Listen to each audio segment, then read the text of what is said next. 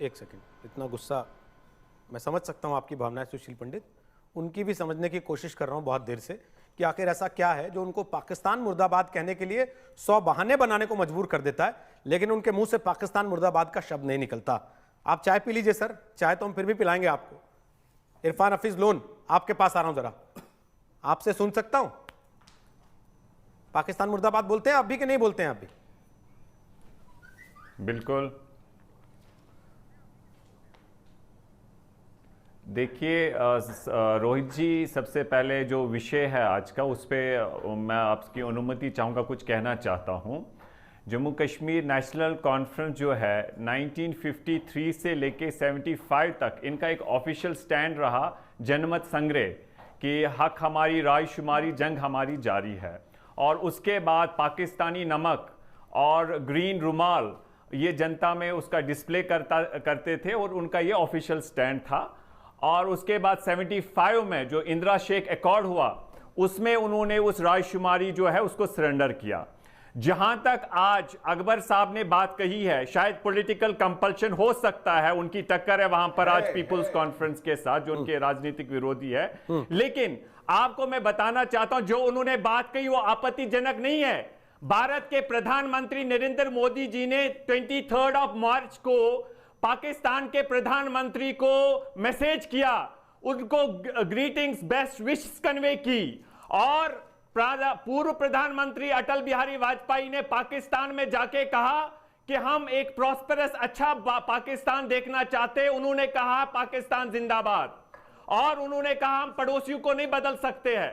और अगर भारत सरकार मानती है कि पाकिस्तान जिंदाबाद, पाकिस्तान हो या बांग्लादेश हो या श्रीलंका हो, अगर आप अपने पड़ोसियों का कहेंगे जिंदाबाद, वो आपकी सरकार की नीति है। अच्छा। भारत सरकार की ये विदेश नीति है। तो अगर अकबर साहब ऐसी बात करते हैं तो मुझे नहीं लगता है इसमें कोई आपको आपत्ति होनी चाहिए। नहीं, मुझे तो कोई आपत्ति नहीं है। मेरी बात तो सुन लीजिए। प्रधानमंत्री की आलोचना क्यों नहीं की? इतना तेज बोलने की जरूरत नहीं है सर, सुनिए ना। इरफान साहब, एक चीज आपको बता देता हूं, आपकी जानकारी पहले तो मैं दुरुस्त कर देता हूं। मुझे नहीं पता आप कितना टीवी देखते हैं, सुन लीजिए ना सर, मेरी बात तो सुन लीजिए। अब आप बोलते जाएंगे फिर दूसरे की बात नहीं सुनेंगे सर, प्लीज मैं रिक्वेस्ट कर रहा हूं, मेरी बात सुन लीजिए। बताइए। हाँ, आप जिस पैनल में आज बैठे हैं, इसी चैनल पर, इसी पैनल में परसों प्रधानमंत्री की उस चिट्ठी लिखने को लेकर जितनी आलोचना हुई है, उतनी आलोचना अभी तक आप किसी शो में कर नहीं पाए। अगर आपको देखना हो तो यूट्यूब पे जाके देख लीजिएगा, आज तक की वेबसाइट पर भी उपलब्ध है। मुझे आपसे सर्टिफिकेट नहीं लेना, मुझे केवल आपसे यह जानना है, आप पाकिस्तान मुर्दाबाद बोलने की हिम्मत रखते हैं या नहीं, या आपको भी 10 बहाने बनाने हैं और आर चाहिए आपको, चाहे नरेंद्र मोदी की हो, चाहे क्यों अटल बिहारी वाजपेयी की हो। आप मुझे बताइए, आपकी नहीं बोलना ना आपको। अरे रोहित जी, नहीं बोलना ना आपको। पाकिस्तान की सरकार से, आपकी पाकिस्तान की आपको नहीं बोलना ना सरकार से आपत्तिजनक हो। भाई, आपकी अपनी एक सोच है कि भारत सरकार जो कहती है आप उस सोच पे चलते हैं कि भारत सरकार चिट्ठी लिखेगी तो आप घर चले जाएंगे उनके। मैं आपकी सोच को मुर्दाबाद भाई साहब, मेरी सोच को छोड़िए, अपनी सोच बताइए आप की जो विचारधारा, मेरी सोच को छोड़िए, अपनी सोच बताइए आप। जो सोच है उसको कहता हूं मुर्दाबाद। पाकिस्तान मुर्दाबाद नहीं कहेंगे ना, लेकिन मुर्दाबाद। हाँ, कर दीजिए, मेरी मुर्दाबाद कीजिए।